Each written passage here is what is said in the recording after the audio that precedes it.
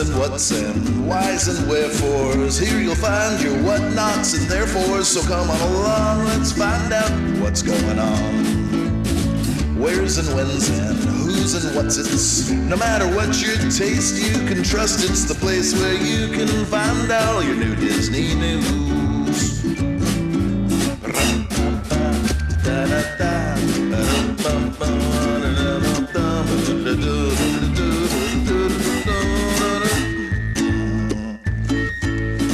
Where's and when's and who's and what's it's. No matter what you taste, you can trust it's the place where you can find all your new Disney news.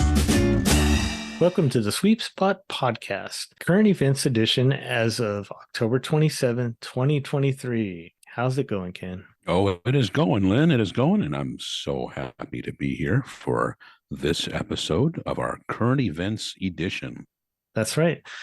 My name is Lynn, and my co-host is Ken, and we are both former Disneyland Custodial cast members, and we host the #1 Disneyland podcast hosted by two former Disneyland Custodial cast members. #1. We are also authors of the books Queening the Kingdom. We have 2 editions out, 2 volumes out, and there's separate content in each of them, and you can get both of them on our website, signed by both of us for a good price, I think, on our website, thesweepspot.com. And you can also get them if you don't care about the autographs. You can get them on Amazon. You can also find them where digital copies are found, like Kindle. And you can also get both of them on audiobook, like at Audible or wherever audiobooks are found. Also, if you want to join our Patreon and get some great perks out of it and help support the show, that would be great. We're not YouTube. We don't get paid by YouTube. We do this because we love it, but we also have expenses and things that we have to pay for. So we would love your support and help. And we have a lot of great Patreons that have already done so. And some of the perks you get is you get to join us in our current events once a month. We have all the Patreons that are at the level of $5 or more per month. And they're in the chat room and they're leaving comments, and I'll incorporate some of the comments into our discussion, and it's a lot of fun. So you can do that for $5 or more per month. And also you get, on top of that, you also get 1 bonus episode delivered to you that Ken and I specially record. So it's not like extra content from other episodes. It's its own episode. It's usually about 20 to 30 minutes. Some have gone over on certain topics surrounding Disneyland. And those are a lot of fun too, and you get that also. But if you don't care too much, or you don't have, you're not able to give $5 a month, that's totally fine. You can even give $1 a month, and it really does help us. Even $1 helps us go a long way, so we really appreciate it. So you can do that. You can sign up for us at patreon.com and search The Sweep Spot, or you can go to our website, thesweepspot.com, and look for the Patreon link. All right, I wanted to mention something before we get into our current events. So as you all know, I am a travel planner for Concierge, and we specialize in Disney vacations, also Universal, but mostly Disney. And we can book trips. I can book trips to Disneyland, Walt Disney World, Disney Cruise Line, Alani, Adventures by Disney, and I think we can also do Disneyland Paris. So, you can contact me and we can talk. But I did want to mention that if we have a lot of perks by booking with us. We don't have these amazing deals that we find. We do have good deals, but they're not specific, and so we try to find the best dates that fit, and there's prices vary on dates and all that fit you, best for you. But also we have some great perks, like we can reserve dining for you. We can, reserve special events like Oogie Boogie, or, some of the things that happen at the Disneyland Resort. We can also book a tour. We can, we get notified when you stay at a Disney Resort hotel. We get notified of promotions, and sometimes those happen after you already booked the trip. But we get notified and we adjust the prices for you, and sometimes we can save, hundreds of dollars sometimes by these promotions that happen sometimes after you book. And I did want to say that, some people say, oh, I got to save up for a trip, but we're booking all of 2024 right now. And all you need is $200 down to save your spot. And you could pay payments. You can do it however you want. You can wait till 30 days before the trip and pay the whole rest off then. But some people like to just say, hey, Lynn, can you put 200 towards my trip, every month or whatever it is. And that helps too. But to help you pay it off, and gradually in time. But just wanted to let you know, 2024 is already booking. And if you have a trip in 2024 to one of the any of the Disney theme parks, cruises, anything, we can get that going now. Now the 200, that's just for, I think it's for the Disneyland Resort and Walt Disney World, I believe. But yeah, so also I wanted to mention when I said the dining, like that isn't something that we do separately. That's when you book a package with us, like tickets in a hotel. If you just book a hotel, say you're getting tickets some other way, I'll probably do it if you're booking a hotel, but I've had some listeners requesting for me just to do dining, but that's a perk that I do when you book a package with us, because dining is just something that we don't get paid for doing, but we offer that as something extra when you do book something with us. Now, if you want only dining and you have another way to stay somewhere else, I can do that. I'd probably ask for an addition, for a price to do that, because it does take time out of my day to do that. So anyways, I just wanted to make a couple of things clear, and hope that you contact me at lbarron@concierge.com, or any of the social medias you can contact me. But anyways, that was way too long what I wanted to say, but I appreciate the patience. All right. Let's get right into the current events. But before we do that, we're going to have the D180.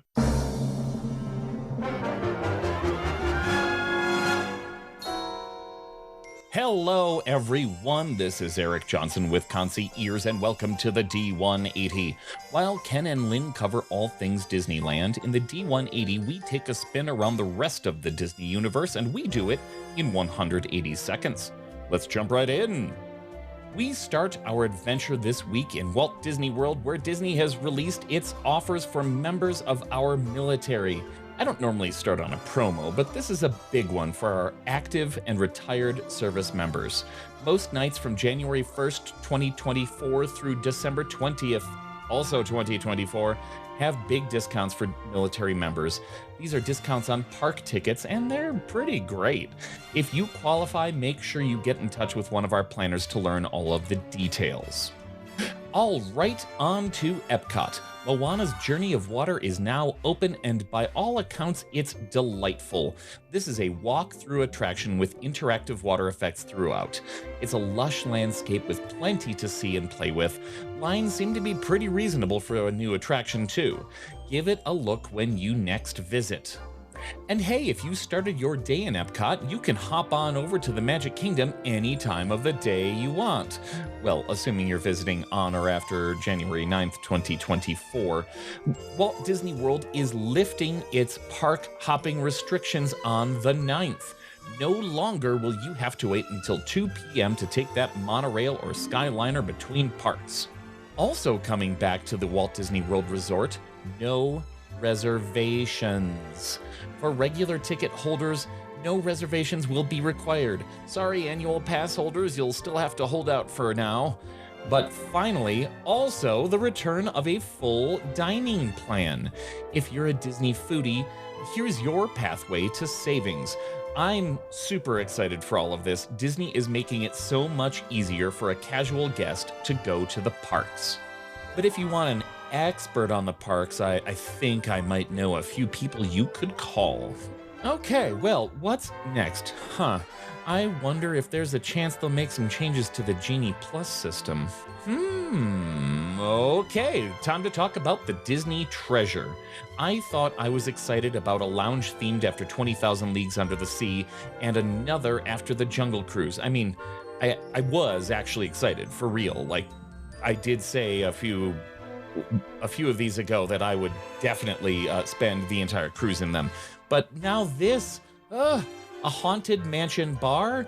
Holy smokes! Yep, Disney announced a bar themed after one of the best attractions ever crafted, the Haunted Mansion. Look for some of these non-alcoholic drink recipes on the Disney Parks blog if you want to get in the mood. You have to see the decor too. I might have to take an extra long cruise on this ship just to try all of these lounges for myself. Speaking of long cruises, the Disney Wonder officially set sail on its first voyage to Australia. These itineraries look incredible, so if you're in the mood for a few calm days at sea with another continent at the other end, give these trips a look. Disney Cruise Line has more Australian and New Zealand trips planned in 2024. And that's 180 seconds. I hope you enjoyed our quick spin around the rest of the Disney universe. If you would like to learn more about these Disney adventures or just have a few questions, please come on over. Visit the social media and websites of both the Sweep Spot and Concierge. Then reach out to Lynn, your personal travel planner. He looks forward to planning something special for you and your family. For Concierge, I am Eric Johnson, and this has been your D180. Looking to book a vacation to Disneyland Resort, Walt Disney World Resort, Disney Cruise Line, Disney Alani, Disneyland Paris, Adventures by Disney, Universal Studios Hollywood, Universal Studios Orlando, then I can do that for you. If you contact me and we can talk about all the different options and dates, and we can kind of even make recommendations on which days might be the best for you to go. And also as a complimentary, when you book with us, we will book your dining for you if you'd like, special events. And we also, when we book a vacation for you, we just don't say have a good time after we book it for you. We are there every step of the way. We contact you before your trip to make sure everything's squared away. We even have a checklist to make sure that you have everything you need. Reservations, dining, all these different things. Your transportation, if you need help with that from the airport, any of those sort of things, we can help you with that too. We want to make the vacation the best it can be for you because I know that vacations aren't cheap and we can help you do that. So if you contact me, that's Lynn, and the email is lbarron@concierge.com. That's LBARRON @concierge.com, or you can go to the sweepspot.com and there's a link on our front page there. You can click on that and there's information on how to contact me. But I'd love to talk to you and help you book the best vacation possible.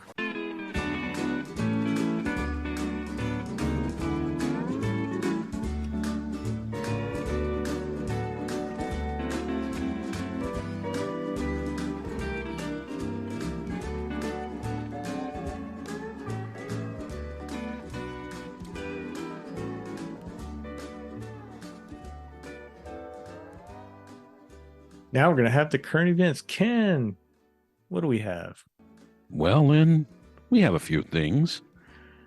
We finally know when the Adventureland Treehouse will be officially opened again. Yay, after all this time. Yeah. We have the Brady McDonald story from the Orange County Register, and as he reports, Disneyland will reopen the Adventureland Treehouse, inspired by Walt Disney's Swiss Family Robinson, on November 10th after a refurbishment project that has stretched for more than 2 years. The new Adventureland Treehouse pays tribute to Disneyland's original Swiss Family Treehouse. A new Swiss Family Robinson television show is in the works for the Disney Plus streaming service. A family of 5 who possesses magical and unique gifts that help them survive life in the jungle will soon be moving into the Adventureland Treehouse once work is completed on their new home, according to the backstory created for the rethemed Disneyland attraction. Later on in the article, he says the original Swiss Family Treehouse, based on the 1960 Disney film, opened at Disneyland in 1962. The Adventureland attraction was rethemed in 1999 as Tarzan's Treehouse, based on the Disney animated film from the same year about a boy raised by apes. Tarzan's Treehouse closed in September 2021, meaning the 2-year refurbishment project has taken twice as long as the year-long construction of Disneyland that was completed in 19 55. So if you're not remembering what this is, it's located on the western end of Adventureland. It's between the Indiana Jones attraction and Pirates of the Caribbean. And it's a trek. You go up a bunch of steps to get all the way up there. So it's as if you're not doing enough walking in the park. You have that. What do you think about this, Lynn? What do you think? It's back. I'm excited about this. I think that some of the pictures I've seen of it, because they've taken down a lot of the tarps and coverings, and there's still a wall around at the bottom part, but you have everyone there taking photos and video, and it has the water wheel. Remember, that was part of the original. And then it has the little, scoops up the water and takes it up to the top. And I always thought that was such a neat thing to have, Yes. And even as a kid, I remember that. And I remember how neat that was because, kids like, movement and mechanical things. And it's just so neat. Adults like that too. But I'm just saying, as a kid, you're just, wow, and so I'm excited that that's part of it.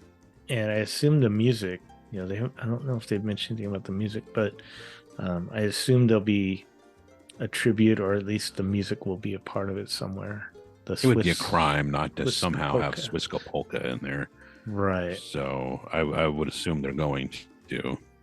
Yeah. If not, you can't. It's not like they would open up a whole new land at the park without music. Never mind. But yeah, the Swiska Polka is, a big part of that, and they better have it. I'm glad. They could have just ignored it. They could have just, it could have been closed, and they could have just let it sit there. Or they could have torn it out and, had a shop there or something, vending carts or something like that. It is a physical activity. People are walking around the park all day. But other than that, it's there's the canoes you paddle on, and the treehouse you climb up. You're using steps, of course, but it's kind of like the Haunted Mansion in the sense that every town had a haunted mansion, a haunted house, some place that was haunted, and any good town has a few good tree houses. Yeah. And this is a really, really good treehouse. So I like that. I like, not everything can be or should be Rise of the Resistance or Radiator Springs Racers or Indiana something like that. So it's these other in between spaces that help make Disneyland what it is. What have you heard anything that they're gonna have for people that can't climb the steps, if they're going to have a place to watch a video of it or something like that? I would think they would have something. An alternate accommodation. Yeah. Because the subs have that, and otherwise what they might, the subs, the castles, but otherwise what they might do is launch you on a catapult over the treehouse, and then you can that would be exciting. Then you get a nice view of it as you're sailing overhead for a few seconds. Slingshot up and parachute down. They really could have. They could have made it. They could have made a dream suite up there. They should have put a slide. You go upstairs and then a big slide all the way down. But they could have. They could have cut it off to the regular guests altogether and just made a dream suite up there. And but it's going to be open for everybody that gets inside the park. So I like that. Of course, the official Disney Parks blog covered this story. You can go there for all the official descriptions and images and stuff like that. Micechat.com is covering it. Dusty Sage did that. So, as he says, if a tree falls in the woods and no one's around to hear it, does it make a sound? We may never know, because at Disneyland, there's always someone around. Wow. But, all these stories, of course, as usual, are available at our official website, thesweepspot.com. And if you go there to the current events area, you can click through to get the full story, if you'd like, with all the imagery and videos and all that sort of thing for any of these stories. So, yeah. November 10th. Well, there's a lot going on November 10th, That's right? what I That's the say. start of- November 10th. That's a big day, right? That's the start of the holiday season, the official start of the holiday season at the park. That's going to be, so there's going to be a lot going on. Mm-hmm. Crowds will be, oh yeah. The treehouse is going to be swarming with, key holders at first, right? I wonder how they're going to manage that, because they can't have, I mean, maybe they can, but they can, I was going to say, can they have everyone up there? I mean, that many people up in the tree at that same time, coming up and who down. knows? Maybe they'll have a little guest control there at first. Yeah. Because there's going to be a lot of, what are they called? Like influencers, like YouTube and podcasters and stuff there to document the opening and everything. And then plus all the pass holders that, go, and then regular guests that come. Yeah. That just happened to be there that day. So, it'll be exciting. I'm excited to hear about it, and I'm excited to see it eventually. So, all right. We're moving on. So the next thing we have here is the Disneyland sets opening date for Pixar Place Hotel makeover. And this is from Brady McDonald. It says the Pixar Place Hotel transformation will be complete on January 30th with 3 new eateries opening at the refreshed hotel before the end of the year. The end of the year. Oh, so Paradise Pier Hotel has remained open during the transformation into the first Pixar-themed hotel in the United States. A Great Maple restaurant will open in November on the ground floor of the hotel with a menu that includes the restaurant's signature maple bacon donuts, along with fried chicken, ribs, fish, and breakfast items. The new Sketchpad Cafe in the hotel lobby will offer coffee, tea, baked goods, and other grab-and-go items. The new Bites Pool Bar next to the rooftop pool will serve salads, wraps, cheese plates, along with signature drinks. The new Story gift shop, like Wall-E, but Story. It says here, a play on Wall-E Pixar film, will sell Disneyland apparel, toys, souvenirs, and sundries. So that store, all these things had already been there. They're just like re-theming them. But that store was always, I always liked that one because it seemed like it was bigger than it needed to be for that hotel. But I like that, It always had a lot of cool stuff in there. The Pixar storytelling will extend to the hotel rooms with Luxo ball pillows, Luxo Junior lamp lighting fixtures, and illustrations created by a Pixar artist just for the hotel. The hotel has been through a few facelifts over the years. The 1984 Pan Pacific Hotel was acquired by Disney in 1995, and rechristened the Disneyland Pacific Hotel before being transformed into the Paradise Pier Hotel in 2000 as part of the debut of Disney California Adventure. Wow. Yeah. So that's exciting. And something I was thinking about earlier today was that it's not like, because, I book vacations for concierge plug. And you can book one too with me, but not just Disneyland. But anyways, so I was thinking about this. I thought, what if someone booked it because they're saying they're opening January 30th. They've got to have some of the new rooms already open or pretty close to opening. So there's going to be guests in the newer rooms, like gradually, They just can't do a whole makeover overnight. So yeah, there's probably a very good chance if you have a room plan to stay there. I'm thinking sometime in December, between now and December, early January until January 30th, obviously. You probably be able to get a new room. So I don't know, it's not guaranteed, but I'm guessing that you'll have a good chance of it. But what do you think about this, Ken? Yeah, yeah, it's going to be interesting. It's been I don't think they included in the article that it started out as the Emerald Hotel, before it became the Pan Pacific and then Disney Pacific. But it's so it's been through a lot of makeovers, as they said, and it's it sounds like something that might be exciting for especially for people who are big fans of those movies. Yeah. So need to see it in person, I guess. Just check it out. And isn't it interesting though that they have a non-operating Disney restaurant in there? If you think of all the other hotels, I think that all the other restaurants and all the other hotels are all cast members, Disney owned. It's interesting. Yeah, that's something. Wonder why. Good question. Maybe it had to do with hiring or something. I don't know. Maybe.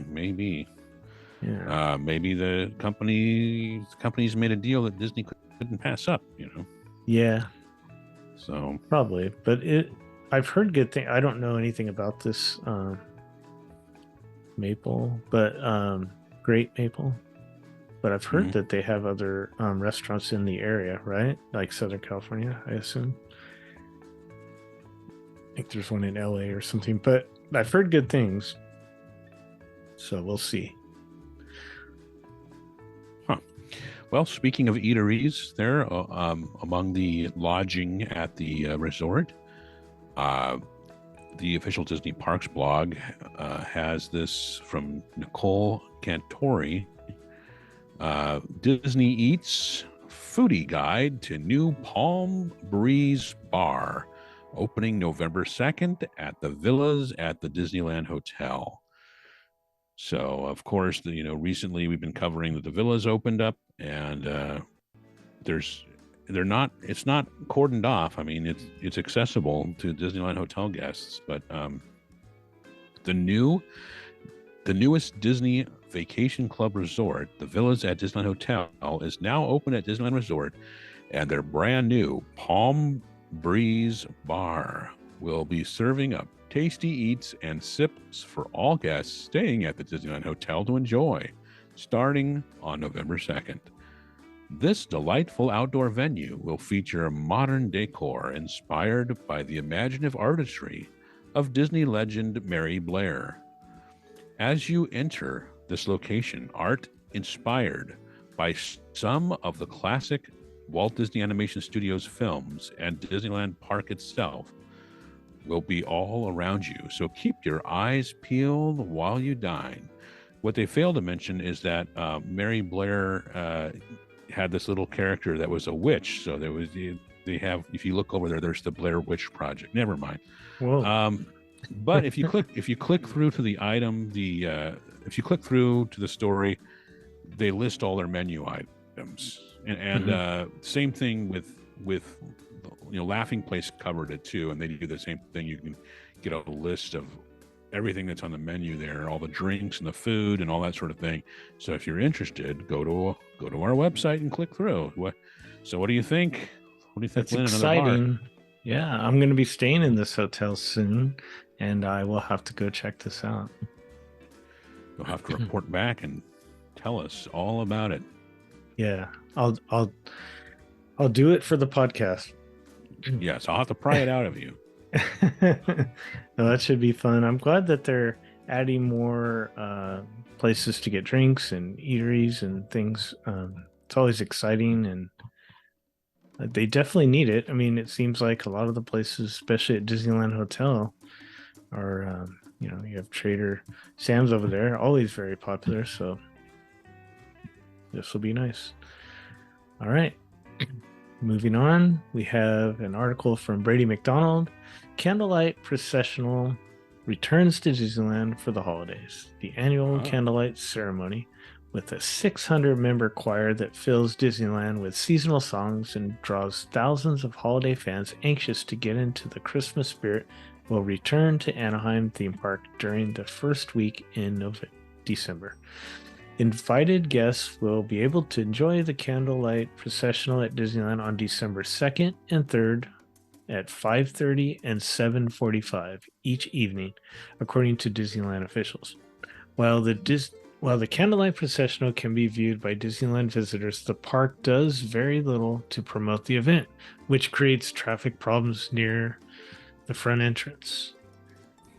The Disneyland Candlelight Ceremony tradition began in 1958 as a way for Walt Disney to show his gratitude to the Orange County community that was home to his first theme park. Each year, the singers include Disney employees and members of local community choirs performing along with a live orchestra, handbell players, and fanfare trumpeters. A celebrity narrator, kept a surprise until the first show, tells the story of the first Christmas song between songs. The first Christmas between songs. Past narrators have included Cary Grant, John Wayne, Jimmy Stewart, Gregory Peck, Charlton Heston, Henry Fonda, Dick Van Dyke, Chris Hemsworth, Viola Davis, Jennifer Goodwin, Jane Seymour, and James Earl Jones. Reserved seating is limited to a few hundred invited guests that include community members, civic leaders, media representatives, and VIPs. Have you ever seen this, Ken? I have not specifically sat there through the whole thing. No? I've seen bits of it from working there, Right. But as a pass holder, you never went and stood there and watched it? No, because I didn't want to get there first thing in the morning and stake out a spot all day. Yeah.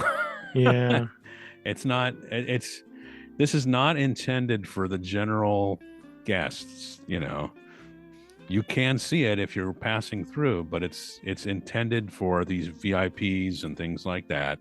A lot of the people come every year. And it's it's not like an Epcot Center. Epcot. It's no longer Epcot Center, but it's one weekend, and it's very crowded in Town Square. If it rains, they cancel it. I mean, there's no movement or anything. Yeah, it's just so. I don't think it's happened too often, but I know it has. I stood there and watched it when I was annual pass holder. There's places to find if you can squeeze in there, but it's very hard to do. Probably now harder than it was when I'm talking about mid 90s, but it's really neat. And I think that, remember the one year that I don't remember why, they must have been doing something to the train station. I think it was something to do with when they were changing the track. Remember when they shut the train down for a year and they were redoing the whole track? Or it might have been more than a year. I think it was something around that time, but they tried it at the Fantasyland Theater. I think I think they might have been trying to make it more like that Epcot. Oh, maybe that was the reasoning. Maybe I'm not sure what the whole reasoning was for that, but it didn't last, did it? No, they didn't like. No, people didn't like it there. It didn't have the same feel. There's something about doing it in Town Square. It's kind of like, Fantasmic being on the rivers, and as opposed to in its own stadium. I mean, you would think, oh, gee, if you build a location specifically for the show, it's going to be so much better. But the feel of it is totally different. So outside, and because I thought they could easily do it at the theater in California Adventure and get a lot more people in there and do 3 shows or whatever they want to do. But it wouldn't have the same feel. And it's always been at Disneyland. It's been a tradition to do it in that square. So I wonder. Go ahead. No, I don't know. I wonder how much media coverage there had been for most years until the Register started assigning people to the Disneyland beat. Oh, that's true, and they can't get. It probably wasn't mentioned a lot in news articles over the years, because it wasn't something for the public, Right. It's really neat if you're able to do it. And now I heard that a lot of people get there in the morning, stake out their spot, and sit there. and wait all day until 5:30. But if you're able to, you don't have to do that to see it, from what I heard. In fact, if you even just showed up right before and just wanted to see part of it, they do the candlelight processional. They go down the parade route. In fact, all the way to Town Square, and where that's once a night. That's right? once, yeah. So probably around 5:15 or something, 5:20.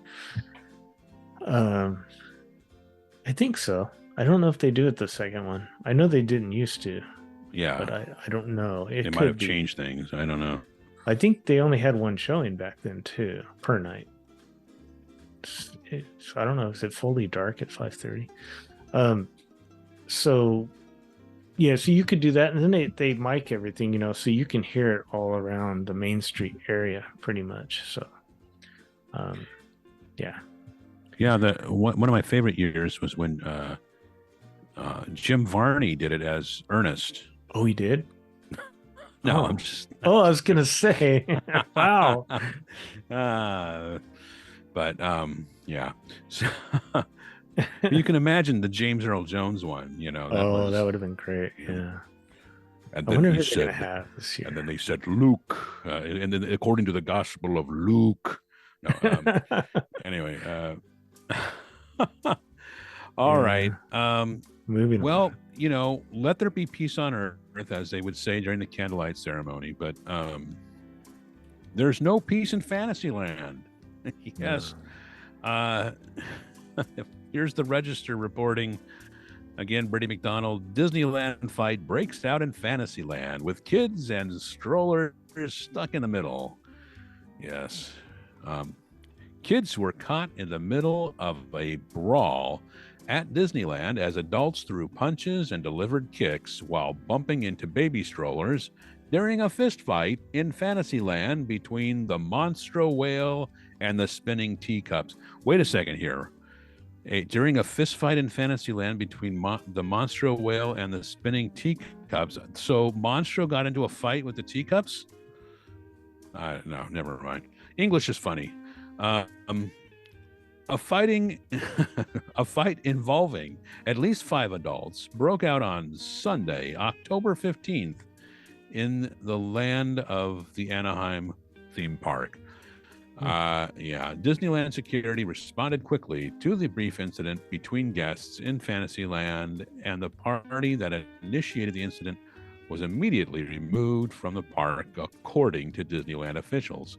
No injuries were reported, and the Anaheim Police Department was notified, according to Disneyland officials, and no arrests were made, and the incident remains under investigation, according to the Anaheim Police Department spokesperson John McClintock. The fight quickly escalated on the sunny Sunday afternoon when 2 adults began throwing roundhouse punches, and others soon joined the fray between the Storybook Land canal boats and the Mad Tea Party rides in Fantasyland. Yeah. Mm-hmm. These things wouldn't even have made the news back in the day, but now everyone's got cameras with them. The last line of the story in the article says, the fights have become an increasingly regular occurrence at Disney theme parks and other amusement parks across the United States. I wonder if that's really true, if it's just they're more reported. They get more reported. Yeah. So what do you think, Lynn? I don't know. Like you said, that I don't know. When we worked there, I remember I called in a fight once over my radio about something in Small World line. I think someone was cutting, or I don't know, who knows what. But I remember doing that, and I remember hearing other things. So a lot of times it's domestic, but this one doesn't appear to be that. I don't know. It's going to happen when you get that many people in one place and you spend that much money. You're trying to have a good time. Sometimes it's not working out the way you want it to. They didn't use concierge, so they're right. So they're really pissed. Yeah. And so the more it costs to get in, the more people have higher expectations and want their day to be more perfect, and when it doesn't go that way, or someone makes them upset or says something, then it just doesn't work out well. But I don't know if it's like you said, I don't know if it's more of an occurrence or if it's just reported more now because of social media and all that. I don't know, it's unfortunate it happens, but hopefully I still think Disneyland is the safest theme parks. Disney theme parks are the safest to be in. So yeah, I mean, you've got tens of thousands of people there on it at any given moment. So yeah, statistically, it's and occasionally, I mean, there's going to be somebody who's just going to be aggressive, and there's nothing you can do about it. But in most instances, you can kind of de-escalate the situation. If somebody's getting aggressive towards you, you move out of the way, walk away. Yeah, you might want to say, look, I want to stand my ground here. But if it's better in a situation like Disneyland, it's going to usually be better just to vacate the situation than to let it escalate. Right. Or go to security if you're feeling threatened. But yeah, or a cast member. All right. Well, right. The Laughing Place also covered that story. So if you don't have access to the registry, you can go ahead and click through for that there. Yeah. All right. Well, the next thing we have here is from Laughing Place. Disneyland Resort cast members celebrate Disney 100 with 23-hour event. From group cast photo meetups and special keepsakes to speed puzzling competitions and surprise magic backstage activations, there was excitement waiting around every corner for the people who make the magic for guests every day. At various backstage fun zones, cast members were invited to snap a photo at themed backdrops, grab a snack, and try their hand at dunking a liter in a dunk tank, including Disney ambassador Mark Everett King Jr. For every successful dunk, Disneyland Resort is making a donation to Make-A-Wish, Orange County, and the Inland Empire. Cast members were also invited to enjoy screenings of a special collection of Disney 100 content, including the new Once Upon a Studio short from the Walt Disney Animation Studios. By the way, speaking of that, that's a really good... I don't think you have Disney Plus, maybe you do now, but the Once Upon a Studio is really good. It's a short they did. I think it's like 10, 12 minutes long. I don't know if you heard about it, but they include a lot of characters going all the way back to Snow White and beyond. I think Oswald's in there too. So, but it's really neat to see characters like interact with characters more recently, and then they have a little dedication to a little thing mention of Walt and Mickey, and it's really, really touching. But yeah, it was very well done. I thought, sounds like they spent a lot of time, creating it. And so anyways, this is neat. They've always done things for the cast members. I remember we had the Cast Blast, we had those events, and they're always including cast members in a lot of the things that are happening in the parks, but they would also have backstage celebrations as well. Yeah. So, yeah. It's, there's been changes over the years, and yeah, but they're still doing that, and that's really neat, that they continue to do that as big as they are now. All right. Well, speaking of cast members, we're continuing to talk about them. There was an article that the Register kicked off with focusing on one cast member, but then they included a larger story about recognizing service anniversaries. So there's a headline here from Brady McDonald's story. It's, he climbed Disneyland's Matterhorn Mountain 300 times with Mickey and Goofy. During his 50-year career at Disneyland, Jimmy Peyton was the first to climb Matterhorn Mountain with Mickey Mouse and scaled the man-made peak more than 300 times, including during the 50th anniversary of the park when he planted a flag at the top. Disneyland honored Peyton and 8 other employees this week for more than 50 years of service, each with a ceremony in the Golden Horse. Excuse me. I put the emphasis incorrect on there. Like I said, English is hard. This week, the 8 other employees this week for more than 50 years of service each, with a ceremony in the Golden Horseshoe restaurant and a cavalcade along Main Street, USA. Now, I want to, as an aside, they never did anything like that when I was there because what you didn't have 50-year employees when, anyway. Peyton became the first person to climb Disneyland's Matterhorn with Mickey Mouse and went on to scramble up the mountain hundreds of times as the manager of the park's 13-person climbing team in the 1980s and 90s. The Matterhorn climbers developed a few regular show routines traversed by Mickey and Goofy while also carving out more than 30 alternate routes of differing difficulties while practicing on the mountain. Peyton's last trip up the top of the Matterhorn was also the highlight of his Disneyland career, planting a 50 flag on the peak for the 50th anniversary in 2005. There's a lot more to the story. There's a lot more about his background and stuff. But as it says here, Peyton has had 50 jobs in his 50-year career at Disneyland. He's got no plans to retire just yet. He's still having fun at the summer job he got as a teenager.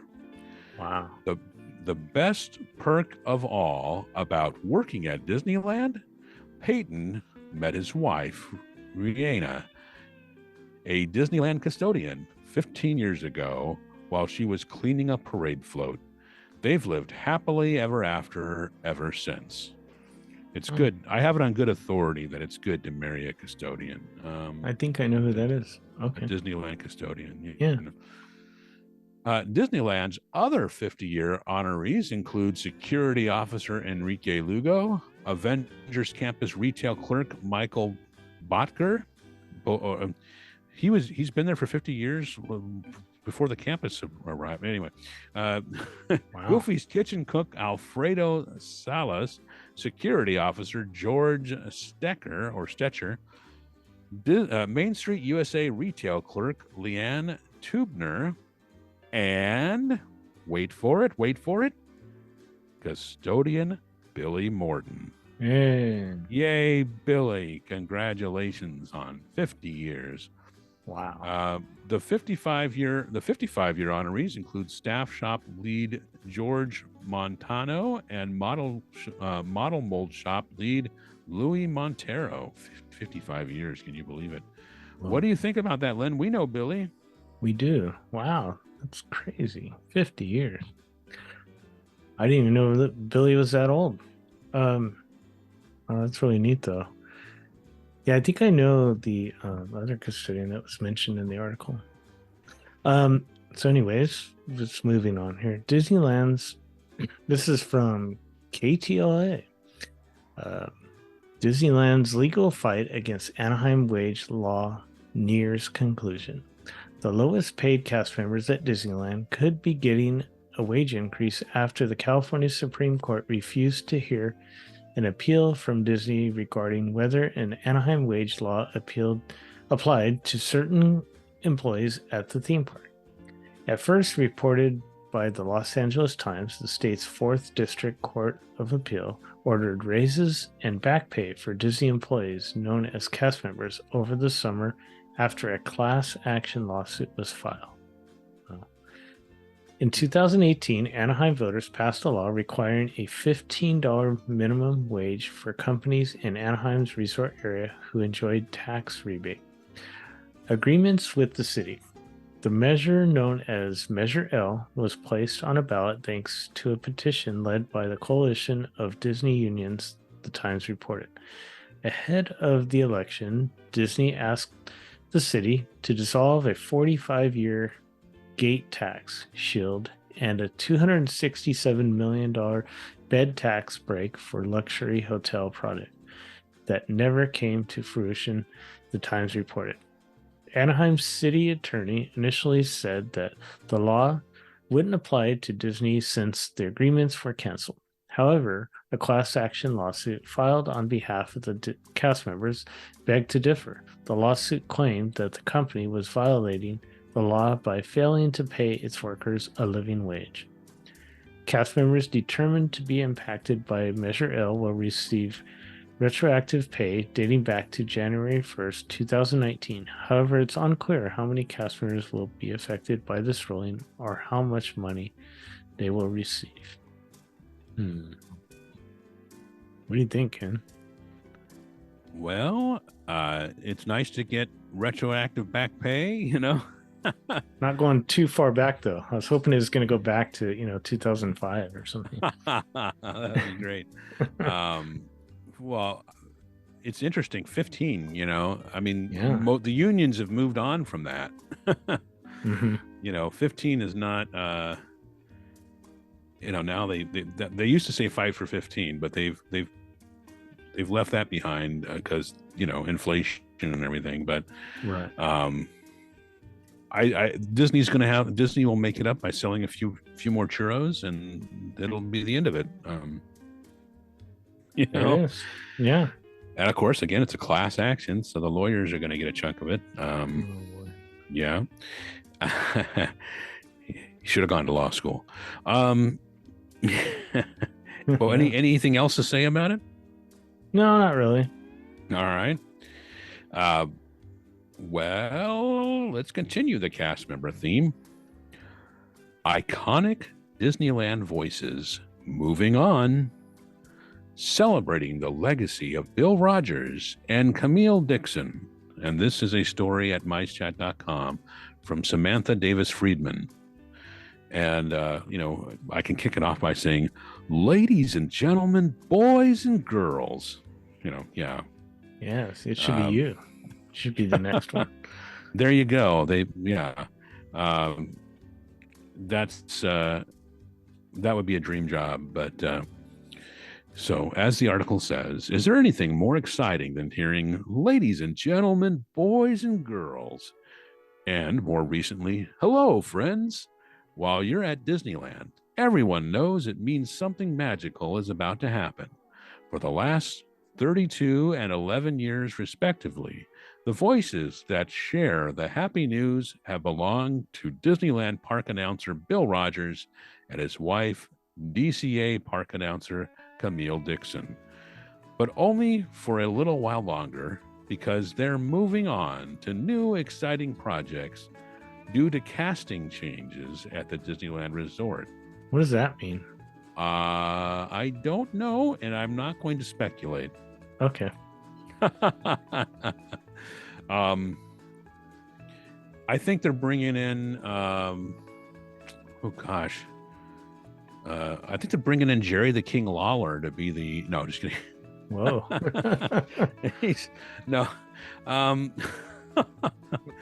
Or they're bringing in JR, they're bringing in the wrestling announcers to do it, because with the fights going on, why not, It just reminds me, what this reminds me of is Wayne Allwine and Russi Taylor, the who were simultaneously the voices of Mickey and Minnie, and they were a married couple. Oh yeah. Isn't that cute? Yeah. So the story goes on to say, as Bill and Camille head on to their next adventure, we thought this would be an excellent opportunity to learn more about them and their Disney history. So again, click through because it's quite extensive, and you can see pictures and video, and there's a lot more explanation about their history with the, with Disney and elsewhere. And it says here, for about 10 years, Bill was the English-speaking announcer for Tokyo Disneyland, and he's also been involved in Walt Disney World projects, including Fantasmic and the East Coast's Candlelight Processional. See, everything ties together here, Lynn. Yeah. In addition to Disney projects, Camille is the promo announcer for PBS SoCal in Los Angeles. Both Bill and Camille narrate pledge programs for PBS locally and nationally, and have recorded commercials for the Texas Rangers radio network.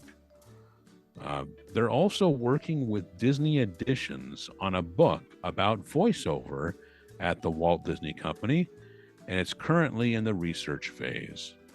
Wow.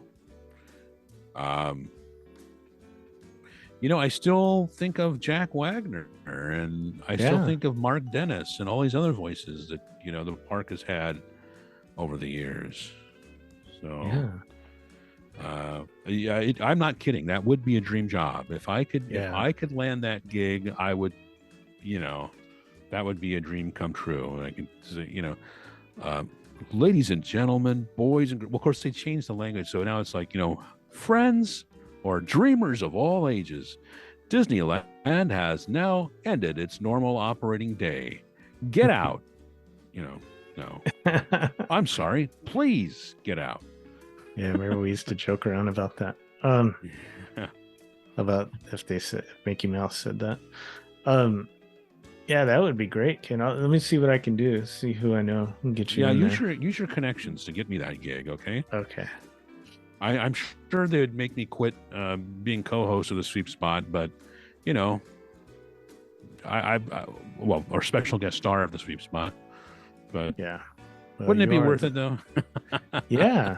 Well, you know what might help you get in is just tell them, I am the host of the Sweep Spot. I'm the one of the voices of the Sweep Spot. That's right.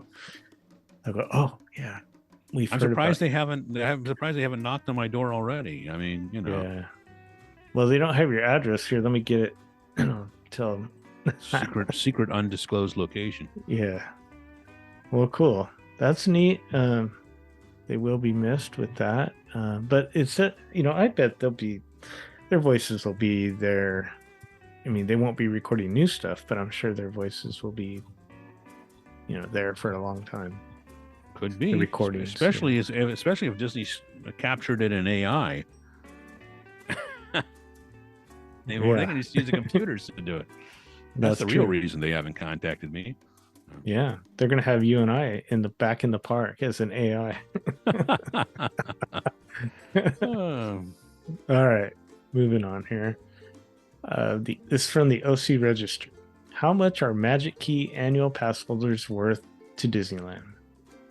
Oh, do you really want to know that answer? No. The $9.5 million Magic Key class action settlement offers a glimpse behind the curtain that Disneyland rarely shares with the public and provides a rough estimate of what annual pass holders are worth to the Anaheim theme park.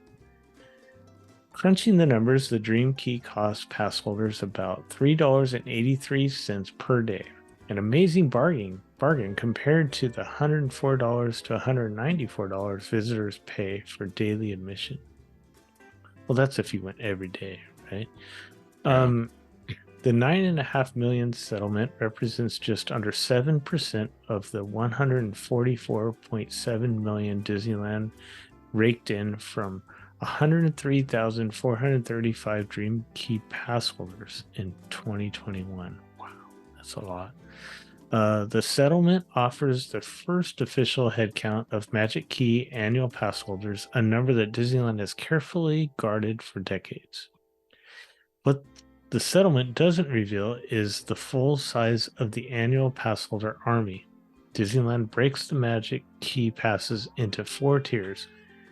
The $1,649 Inspire Key, the $1,249 Belief Key, and the $849 Enchant Key, and the $499 Imagine Key.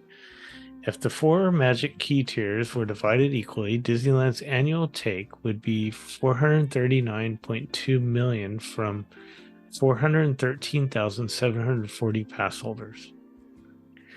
Disneyland's yearly haul grows much larger if the Inspire key holders represent roughly 10% of 1 million pass holders, the long-held and widely accepted estimate.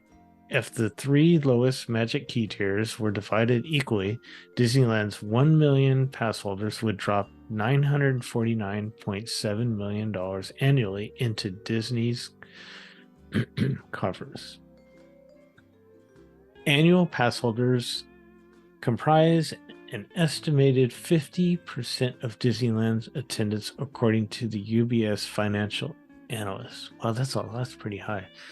Disneyland and DCA daily visitors pay an average of $149 per day to get into the parks. That's probably on the low side when you factor in the park hoppers, after-hour events, and multi-day tickets.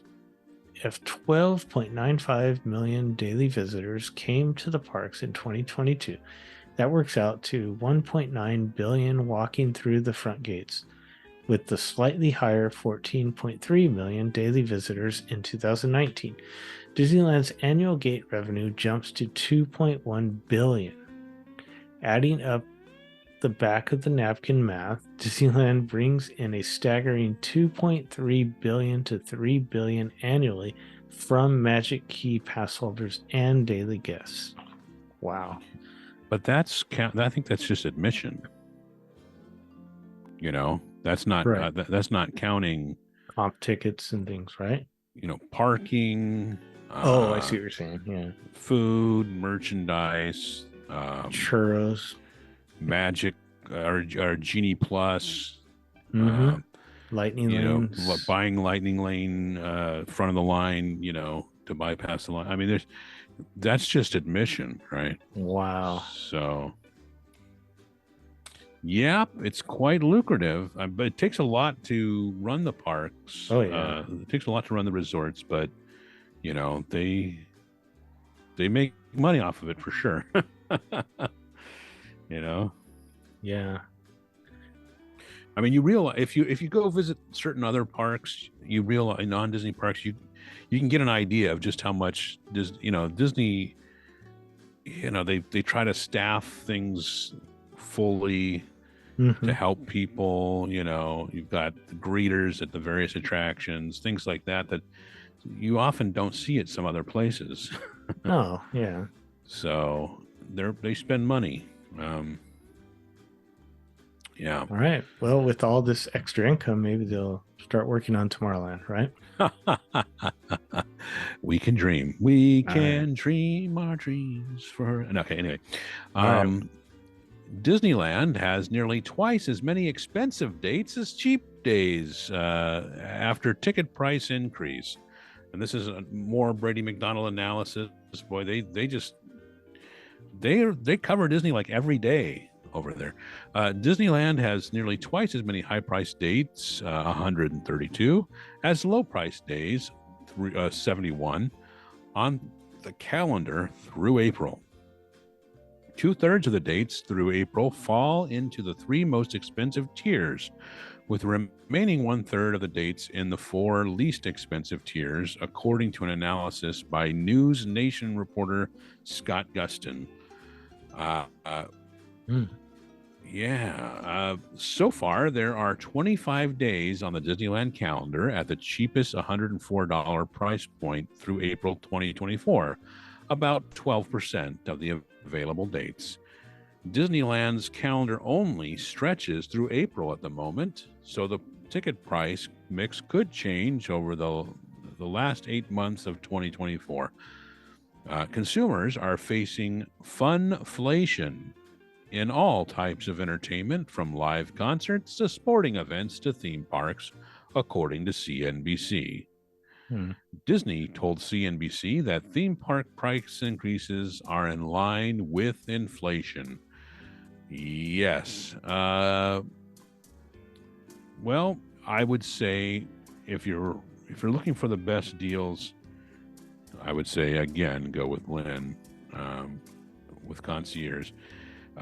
You're going to spend money on a Disneyland vacation, but if you really, really want to go, if you say, look, I want to go, Monday through Thursday sometime. Lynn can tell you what the best times to go are, and you get you the most for your money. You're going to spend money, but get the most for your money. Okay. Yeah. Anyway, so yeah, I'm gonna continue, and I'll let you sit back and relax and enjoy the trip while I explain that we do have the usual updates from Mice Chat. There's an update from Andy Castro from October 16th called The Party's Over.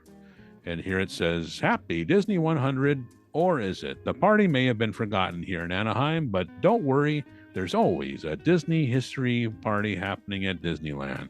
We dive into some of the park's storied history today, even though Disneyland started taking down the party decorations before the big day. How do you really feel about it, though, Andy? Meanwhile, ticket prices have gone up yet again.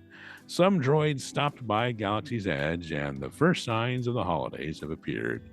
Anyway, you can click through to read to see the whole day. I mean, you know, as always, those updates are really heavy on the photos, so you can get a good look at, you know, at the changes they're talking about. Dusty Sage had the October 23rd update. Pardon me.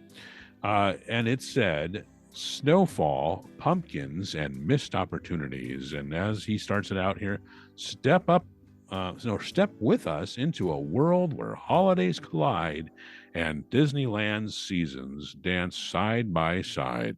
Snow has fallen on Sleeping Beauty Castle, while pumpkins hold court on Main Street, USA. So, yeah, go ahead and click through to see that. I'm wondering, are there any refurb updates, Lynn?